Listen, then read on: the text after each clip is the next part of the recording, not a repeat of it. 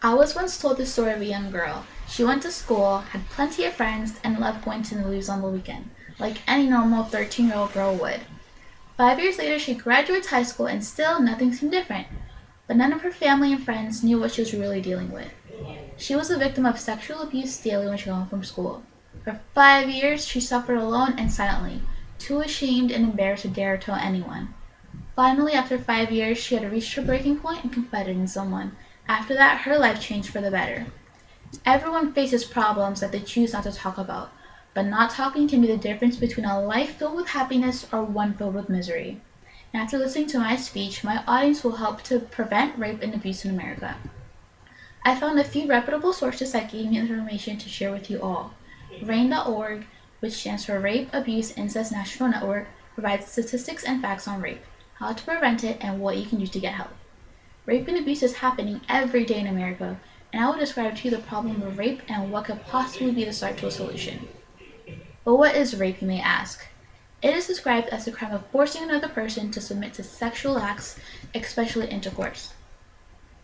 So now that you have an idea on rape and abuse, we can now go on to discuss its magnitude, negative effects, and causes.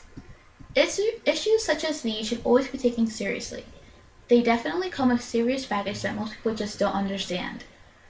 According to RAIN.org, 17.7 million American women and 2.7 million men have been victims of attempted or completed rape.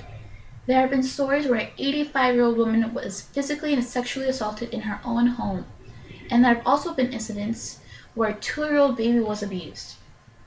As I went over my audience analysis results, I noticed that 69% of my fellow classmates know someone who has been sexually abused, and most of those victims did not tell anybody.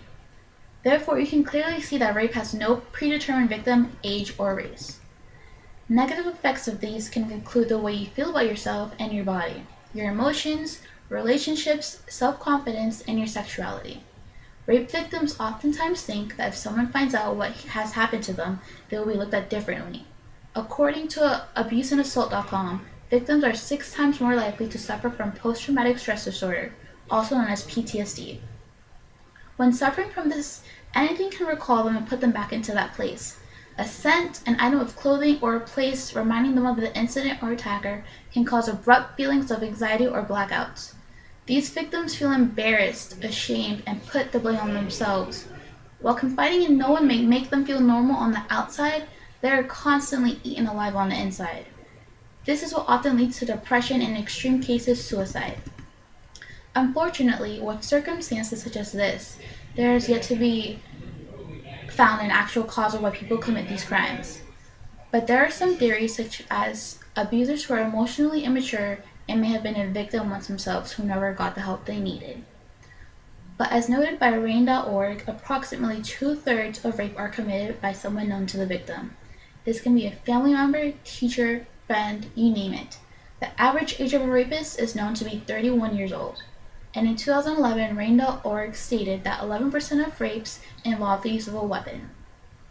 3% use a gun, 6% use a knife, and 2% use another form of a weapon. But threatening someone to force them into sexual acts is such a cowardly and disgusting thing to do. In order to put an end to rape and abuse, we must be actively doing something about it and learning how to prevent it. Rape and abuse happens all across America daily, in our homes, on local commutes, and even on dates. I'm going to share with you a few things we can do to lessen the high amount of victims. A quote that I found to be very true is from a book called The Natural History of Rape. Not enough people understand what rape is, and until they do, not enough will be done to stop it. It was taken from a rape victim in 1979. In a lot of families, parents may sometimes feel uncomfortable while talking to their children about the real world and the real world possibilities. Therefore, they never provide their children with facts that could possibly save them from these unwanted experiences. The term ignorance is bliss comes to mind when thinking about this, because of how simple-minded people can be. They always think that certain situations or events cannot possibly happen to them until that day comes. Knowing what's out there and how to protect yourself is very important. Parents should inform children on what to do if someone should ever invade their comfort zone. What I believe will be best to help provide some a solution is to speak out openly about rape and abuse. If you've ever been a victim or know someone who has, encourage them to talk to others. As a victim, I know it may be extremely hard to share with it with someone because of all the fear and doubts you may have. But by doing so, you could only put an end to your suffering and you won't have to deal with it alone. There are many rape hotlines that you can call and now even email to talk to someone. RapeCrisisCenter.com provides a 24-hour hotline for anyone to use. And they also provide an online hotline if you don't feel confident enough to speak over the phone with someone. As you can see, rape and abuse is not something openly spoken upon often, but there are always victims every day. Today, I explain to you all the problems of rape, the effects it can take upon its victims, the unknown cause, and the possible solution. In the beginning of this speech, I shared with you a story about a girl who was a victim to rape and abuse every day for 5 years of her teenage life. I just wanted to share with you all that I am that girl. I chose to share my story for the first time publicly with you all because I don't want anyone else to go through what I experienced. My new life only started a few months ago, and I hope that through my experiences that I can be a symbol of hope for those who are also going through this difficult situation. The problem is rape and the solution is you.